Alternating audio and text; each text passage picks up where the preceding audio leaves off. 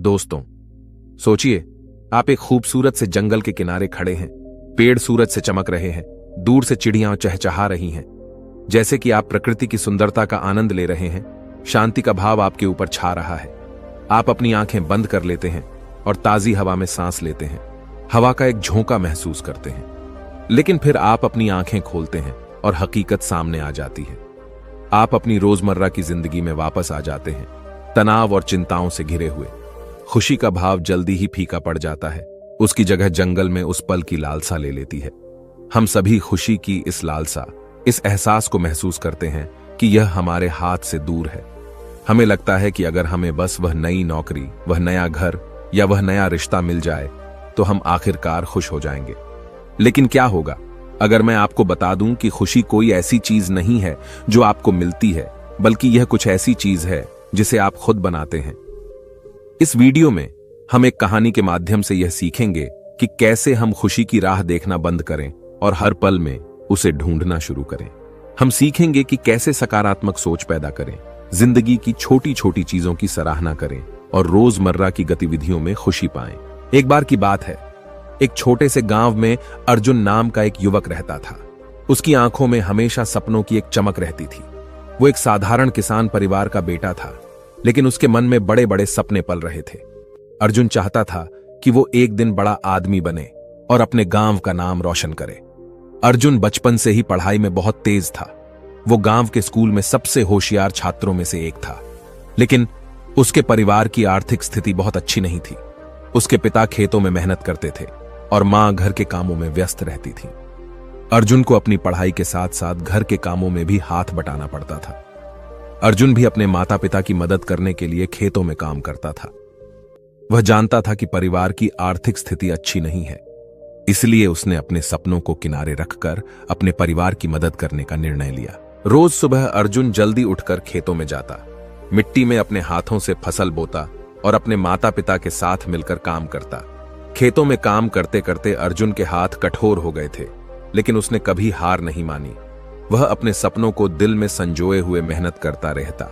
लेकिन किस्मत ने एक दिन बड़ा खेल खेला। अर्जुन के माता पिता का देहांत हो गया। अब अर्जुन के कंधों पर दो छोटी बहनों की जिम्मेदारी आ गई। हर सुबह वह सूरज के उगने से पहले उठता और दिन भर काम करता रहता। उसकी जिंदगी बस काम और जिम्मेदारियों के बीच फंसी हुई थी।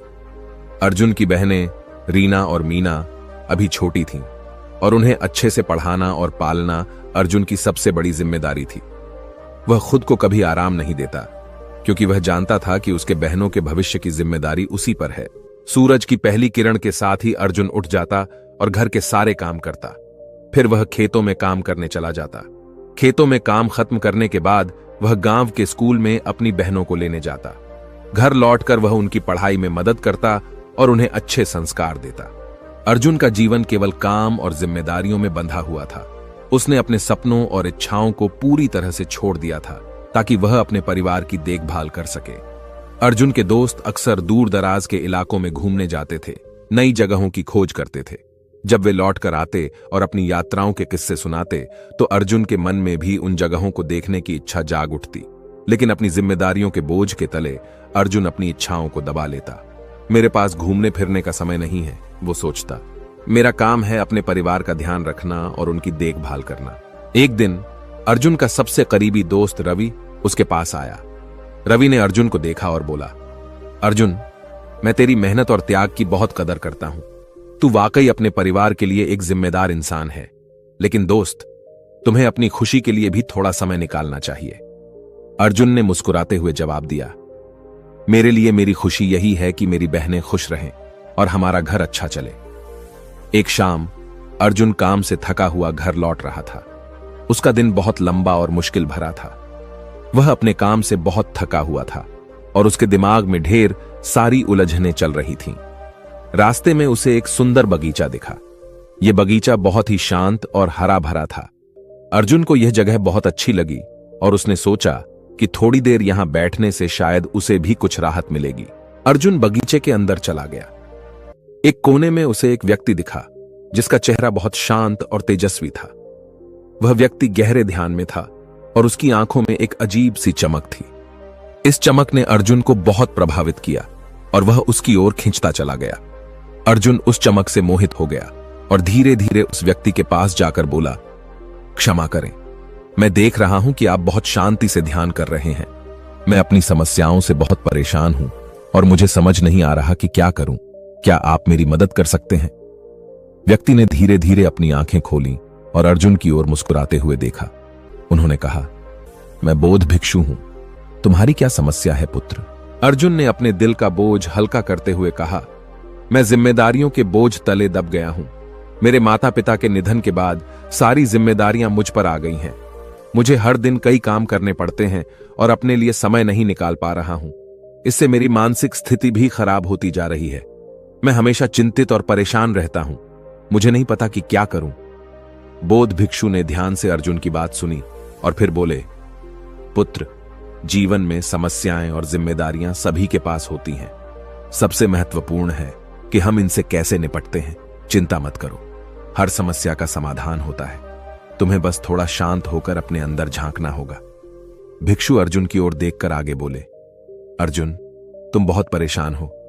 तुम्हारे सवालों का जवाब तुम्हें मिलेगा, लेकिन इसके लिए तुम्हें थोड़ा धैर्य रखना होगा। कल सुबह सूरज उगने से पहले तुम मुझसे नदी के किनारे आकर मिलो। वहां मैं तुम्हें तुम्हारी समस्याओं का समाधान दूंगा। अर्जुन ने भिक्षु की बात सुनी। वह जानता था कि बौद्ध भिक्षु के पास उसके सवालों के जवाब जरूर होंगे। वह रात भर सो नहीं सका क्योंकि उसे अगली सुबह का बेसब्री से इंतजार था। अगली सुबह सूरज की पहली किरणें जब धरती पर पड़ीं, अर्जुन उठ गया। वह जल्दी से तैयार हुआ और नदी के किनारे चल दिया। रास्ते में उसे तरह तरह के विचार आ रहे थे।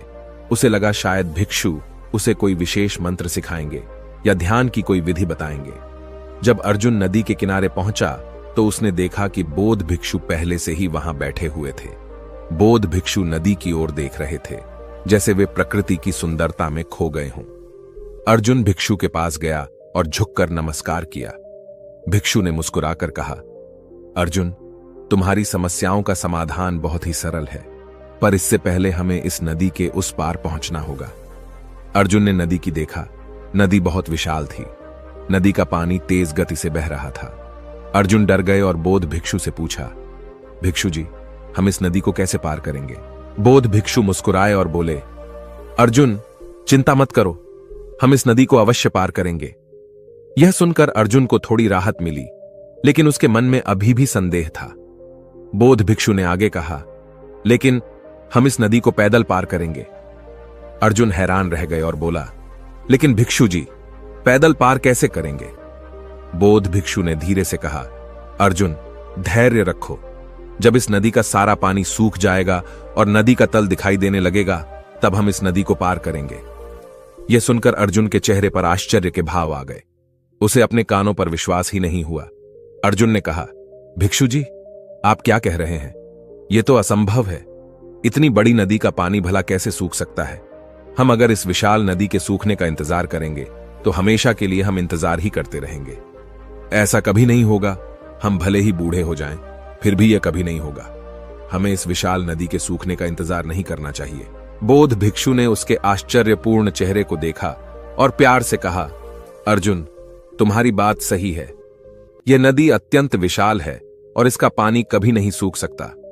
मैं तुम्हें यही बात सिखाना चाहता हूं। तुम भी सोच रहे हो कि जब सभी काम खत्म होंगे तब तुम्हारा जीवन बेहतर होगा, पर वास्तव में जिम्मेदारियां कभी खत्म नहीं होती, वैसे ही जैसे यह नदी कभी पूरी तरह सूख नहीं सकती। अर्जुन को अब महसूस हुआ कि जिंदगी हमेशा व्यस्त रहेगी। उसने सोचा, मैं हमेशा सोचता हूं कि जब मेरे सारे काम खत्म हो जाएंगे तब मैं आराम करूंगा, लेकिन ऐसा कभी नहीं होगा। हर दिन कुछ न कुछ नया काम सामने आ जाता है। अगर मैं इसी इंतजार में रहूंगा कि काम खत्म हो जाए तो मैं कभी खुश नहीं रह पाऊंगा। अर्जुन ने बौद्ध भिक्षु से कहा, भिक्षु जी, आपने मेरी आंखें खोल दी। अब मैं समझ गया हूं कि मुझे अपने जीवन का आनंद अभी और यहीं लेना होगा। जिम्मेदारियों के होते हुए भी मुझे खुश रहना सीखना होगा। अर्जुन ने बौद्ध भिक्षु से पूछा, लेकिन भिक्षु जी, यह कैसे संभव है? मैं अपनी सभी जिम्मेदारियों के बीच से ही अपने लिए समय कैसे निकालूं? बौद्ध भिक्षु ने एक गहरी सांस ली और मुस्कुराते हुए कहा, अर्जुन, खुश रहने की कुंजी बाहरी परिस्थितियों में नहीं, बल्कि हमारी आंतरिक दृष्टिकोण में है। अगर तुम चाहो तो हर पल में खुशी ढूंढ सकते हो, चाहे परिस्थितियां कैसी भी हों। अर्जुन थोड़े उलझन में दिखा और उसने फिर पूछा, लेकिन भिक्षु जी, जब मैं अपने काम, परिवार और अन्य जिम्मेदारियों में व्यस्त रहता हूं, तब मुझे अपने लिए समय निकालना बहुत कठिन लगता है। ऐसे में मैं कैसे खुश रह सकता हूं? अर्जुन, सबसे पहले तो तुम्हें यह समझना होगा कि खुश रहना एक कला है। यह कोई बड़ी चीज नहीं है जिसे पाने के लिए बहुत प्रयास करना पड़े। यह हमारे छोटे छोटे कामों में छिपा है। उदाहरण के लिए, सुबह उठते ही अगर तुम कुछ देर ध्यान करो, गहरी सांसें लो और दिन की शुरुआत शांत मन से करो, तो यह तुम्हें पूरे दिन के लिए ऊर्जा और सकारात्मकता देगा। या जब भी तुम्हें लगे कि तुम तनाव में हो, तो कुछ देर के लिए काम से ब्रेक लो और थोड़ा टहल लो। या तुम अपने दिनचर्या में छोटे छोटे बदलाव कर सकते हो, जैसे कि हर घंटे में कुछ मिनट अपने लिए निकालो, अपनी आंखें बंद करो और गहरी सांसें लो। बोध भिक्षु ने आगे अर्जुन से कहा, अर्जुन, यही तो जीवन का सार है। हमें हर दिन का आनंद लेना चाहिए। अगर हम हमेशा भविष्य की चिंता करेंगे तो वर्तमान का सुख खो देंगे। जिम्मेदारियां तो जीवन का हिस्सा हैं, लेकिन हमें अपने लिए भी समय निकालना चाहिए। अर्जुन ने मुस्कुराते हुए कहा, आप सही कह रहे हैं भिक्षु जी। अब से मैं हर दिन थोड़ा समय अपने लिए निकालूंगा, चाहे कितनी भी व्यस्तता हो। मुझे पता है कि यह आसान नहीं होगा, लेकिन मैं कोशिश करूंगा। भिक्षु ने कहा, अर्जुन, जब तुम अपनी दिनचर्या में छोटे छोटे बदलाव करोगे, तो तुम देखोगे कि तुम्हारी जिंदगी कितनी बेहतर हो जाएगी। तुम्हारे अंदर की शांति और खुशी बढ़ेगी। जिम्मेदारियों के बीच संतुलन बनाना सीखो और देखो कैसे तुम्हारा जीवन खुशहाल होता है। अर्जुन ने भिक्षु जी के पैर छूकर कहा, धन्यवाद भिक्षु जी, आपकी सीख मेरे जीवन के लिए अमूल्य है। अब मैं हर दिन का आनंद लेने की कोशिश करूंगा और अपनी जिम्मेदारियों के बीच भी खुश रहना सीखूंगा। अर्जुन ने अपने परिवार के साथ भी समय बिताने का निर्णय लिया। उसने सोचा, परिवार के साथ समय बिताना बहुत जरूरी है। इससे मुझे खुशी मिलेगी और मेरे रिश्ते भी मजबूत होंगे। उसने सोचा, मुझे अपने काम को भी सही ढंग से बांटना होगा, ताकि मैं हर काम को समय पर पूरा कर सकूं और मेरे पास खुद के लिए भी समय बचे। तो दोस्तों, ये कहानी यहीं पे खत्म होती है। अगर आपको ये कहानी अच्छी लगी तो इसे लाइक जरूर करें और अपने दोस्तों के साथ शेयर करें। अगर आप ऐसी ही और कहानियां सुनना चाहते हैं तो मेरे चैनल को सब्सक्राइब करें और बेल आइकन को जरूर दबाएं, ताकि आपको मेरे नए वीडियो की नोटिफिकेशन मिल सके। आप कमेंट्स में भी बता सकते हैं कि आप आगे किस तरह की कहानियां सुनना पसंद करेंगे। तो फिर मिलते हैं अगली कहानी में। नमो बुद्धाय।